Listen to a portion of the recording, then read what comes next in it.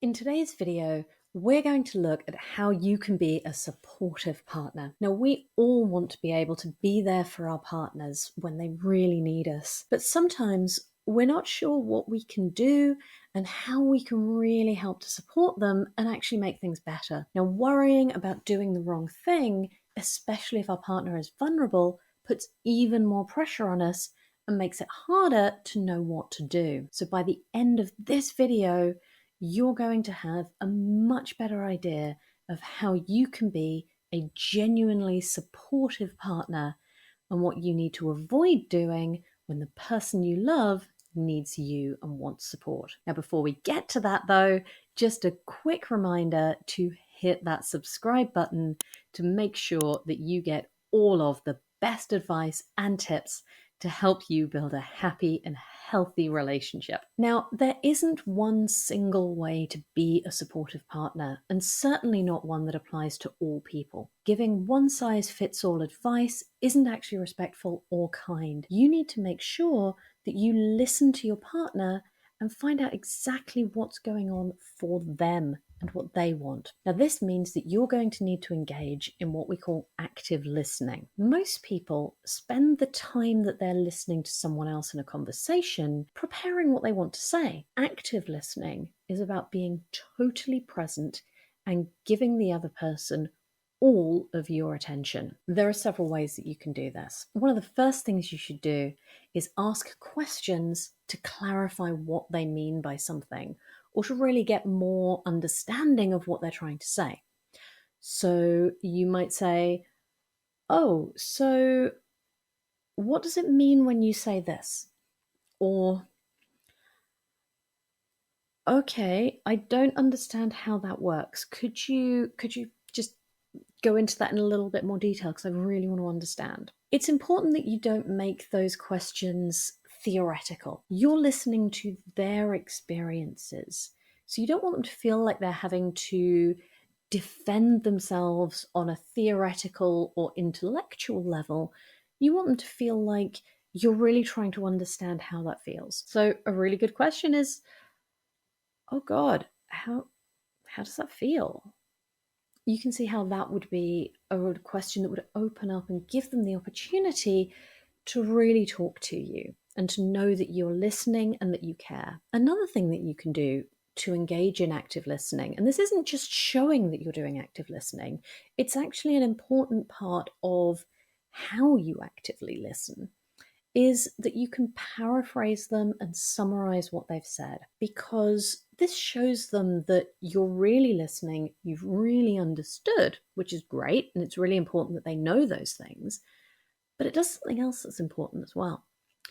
It gives you the opportunity to check that you really do know what they've said and that you really have interpreted it correctly. I would normally phrase this in a way that definitely has a question in it. So I might say, okay, so correct me if I'm wrong, but what I think you're saying is this, this, this. Or let me just check I'm understanding that correctly. What's going on is, and you try and explain. Or even just, so you're saying dum dum dum. And that's really, really useful as long as you get it right. So you do have to pay attention. It's okay if sometimes you're a little bit off and they can say, oh, no, sorry, I didn't explain that well enough. It's this. But you don't want to have that happen every single time that you summarize or paraphrase. You should be able to get it right the majority of the time. And that's a really good check on, have I been listening well enough?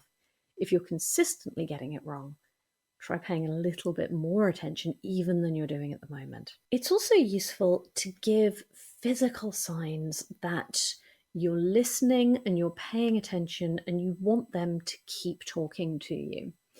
So there are loads of physical signs like this. You can go, uh-huh. You can make lots of eye contact. You can smile. Smiling is a little bit difficult because it can sometimes come across as a smirk. And when someone's telling you about something that they want support and help with, smirking is bad. But you also don't want to be there going, oh, yes, that's dreadful. a very serious face and a furrowed brow all the time. That just makes people feel a little bit uncomfortable. Giving them the signs, whatever feels right for you, but physical signs that you're actually listening to them and that you want them to keep talking. You can also have verbal signs that you want them to keep talking. So things like, yep, okay, now go on. And all of those little, oh, I know. Those are really, really useful. Those are what are called minimal encouragers. They're just tiny, tiny little phrases that they probably won't even notice consciously that you've done, but it makes them feel free to keep speaking. And that's hugely important. The next thing you can do is work out when your partner needs space and when they really, really don't. Now, again, I can't give you a simple answer of if there's this, then your partner needs space, and if this is happening, then they don't want space. Some people do want space when they're struggling, and others want their partner to be right there physically by their side. Now, this is often at least partially decided by your attachment style. We talk about attachment styles a lot. They have a big impact. So if you have an avoidant attachment style, you will probably want space when you get stressed. You just say, nope, let me deal with it. I can't deal with someone else's emotions as well. That's understandable. If someone's got an anxious attachment, they want you there as much as possible because they're there going, oh, I need my person. I need to feel that affection. I don't need the anxiety of wondering whether they love me as well as everything else that I'm dealing with. Either is totally understandable. And someone with a secure attachment will probably fall somewhere into the middle and will sometimes want space and sometimes want just contact and company and reassurance. Again, it's important that you treat your partner as an individual and not simply as an avoidant or as if they're just someone else with an anxious attachment style. Even if you've talked about their attachment style, it's still important that you listen to what they have to say about how much contact or space they need. They want to feel like they are important to you as an individual. It's also important that you focus on how much space they need rather than how much space you would want in their place. It's really difficult to override your inclination to give somebody else the support and love and care that you wish someone would have given you in a similar situation. Try to remember that giving them what you would want in their place is almost certainly more about healing your wounds and fulfilling your needs than it is about them. And when they're struggling, isn't really the right time for that. So this brings me to my next point, which is that you really do need to take care of your own needs first when your partner is in need of support, but you need to do it off screen. So this is very much the thing of needing to put on your own oxygen mask before you go off and help someone else. They need you to deal with your own problems, face your own demons, and to come to them problem-free, to come to them ready to give support rather than needing support for yourself. Now, this is more relevant in the case of an acute problem.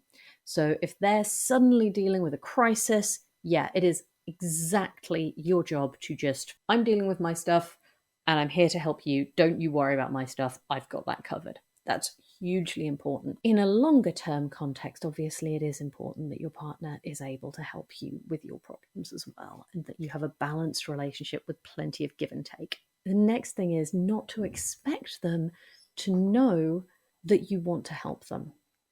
Now, you might know full well that of course I want to help my partner. I love them.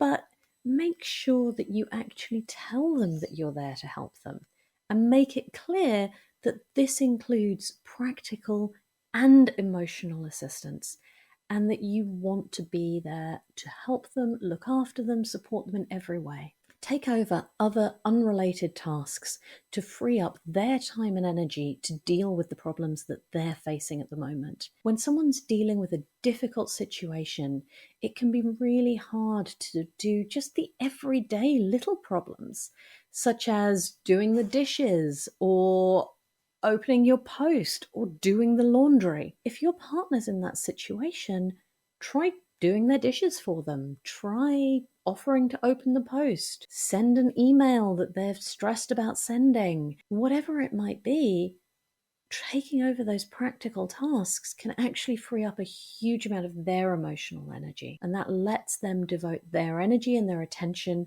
to dealing with whatever it is that they're going through. Now, it's also really important that you believe in them. This is something that obviously you want to communicate that you believe in them, and that's important. It's hugely important.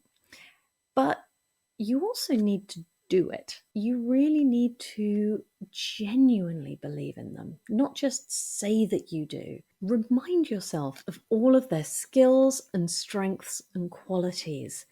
And that's going to really help you to be convincing and to genuinely to not overstep. It's going to guide so much of how you deal with them and how you support them. When you genuinely believe in them and you know that they have the resources to face this problem, it's often a lot easier to give them just the right amount of support. Next thing is that it's good to share your own difficult feelings when it's helpful. So this is a really, really, really tricky tip. You don't want to place an additional emotional burden on your partner when they're going through hell. But it's also really important that you don't put your own feelings so far away and into such a tiny little box that they can't see that you care about them and that they can't see that you share their pain and distress. This really is going to be a judgment call based on your partner's personality, what you know about them, what you know about their needs, and the specific challenge that they're facing. So, in cases of a bereavement, for example, shared pain is often a really healing thing. It heals them to hear that you miss the other person as well. That's because they're facing grief rather than stress. Stress is usually best handled without them seeing your stress. But grief is the opposite. If they're used to having their feelings ignored by others, they might feel pressured by feeling your emotions. They might feel like they're being expected to deal with it if that's what they usually do. But if they constantly want more emotional connection, then actually, when they're stressed or upset, they'll probably want to know how you're feeling as well. So those are just good guides to what might be going on for them. It's also important to give them physical affection if that's what they're looking for. Grief, for example, can often lead to an increased desire for sex. Don't judge them if that's the case, or if they become upset or confused as a result. But it doesn't have to be sex to offer support and encouragement and to be there for them. Sometimes just a hug is enough, and sometimes they will want something more. And really, it's about responding to what they're asking for, either out loud or implicitly in the way that they deal with you. So do think to offer physical comfort in whatever form feels right, but don't push it. It's also important that you respect their choices. Being supportive doesn't generally mean that you can or should solve your partner's problems for them. That's not your role.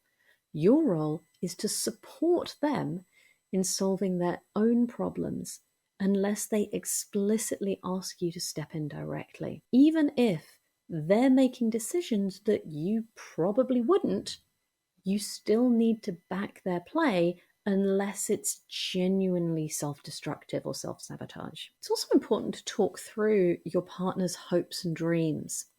Now, your partner might need support and care long term, even if they're not in the middle of a crisis. You can support someone who's doing perfectly well, thank you very much. That's normal. You can be proactively supportive by talking about their hopes and their dreams and their plans and encouraging them to take important steps towards achieving those things. That's a really supportive thing that a partner can do. Another long-term important thing is to take their feelings seriously. Now, lots of people don't necessarily believe that their thoughts and their feelings matter. So taking them seriously and validating them can be one of the most supportive things that you as a partner can do for them. It's also important to recognize that they have the solutions to their own problems. Your job is to help them find the solutions rather than giving them the solutions that you think are just going to work. If you've been watching these videos for a while, you'll notice that I always give you a long list of things to think about and try, or at least I try to. This isn't an accident. This is because I'm trying to be supportive. I'm giving you a range of options and a range of suggestions for you to modify and adapt until they fit your needs. I'm trying very hard not to say, this is how you fix it, off you go and do it. My job here is to give you some solutions. So I'm probably being a bit more prescriptive than I would be with a partner. With a partner, I'd tackle it differently.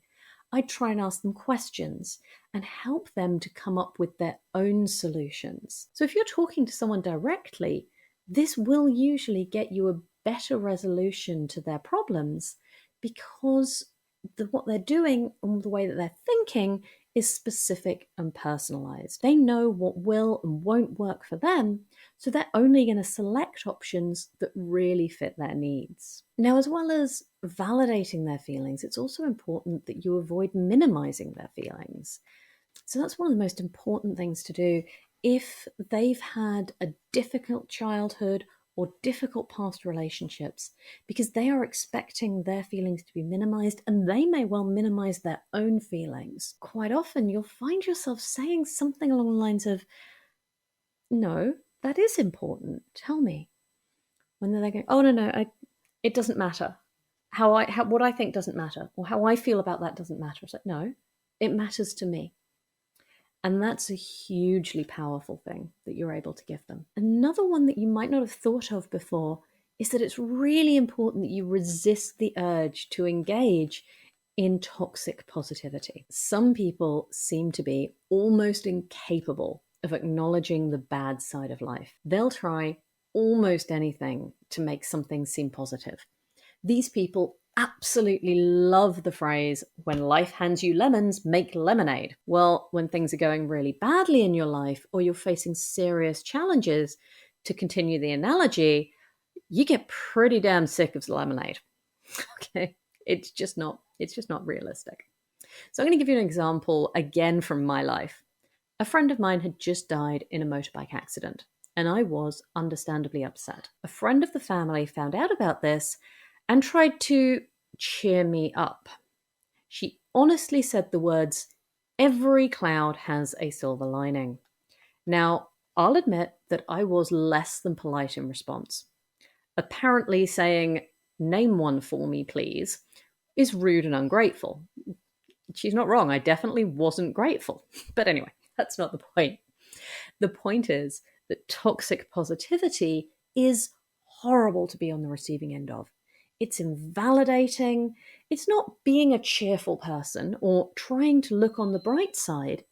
It's actually about pushing somebody else to ignore or invalidate the pain in their own lives to help you pretend that everything's peachy, or even that you've helped them. That is not okay. And it is definitely not being a supportive partner. If you have a tendency towards toxic positivity, I know it's coming from a good place.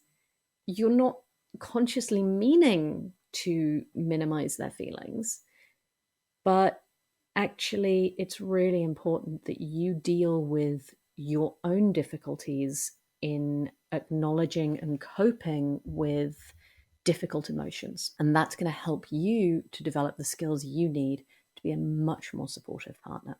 So that's our video on how to be a really supportive partner. I think it got a little bit long there. So because there's lots of things that you can do to be supportive and to look after and help the person that you love. Did I miss anything? It was a long list, but I probably did. So let me know in the comments. I'm always interested to hear what you have to say. And as always, don't forget to like and subscribe.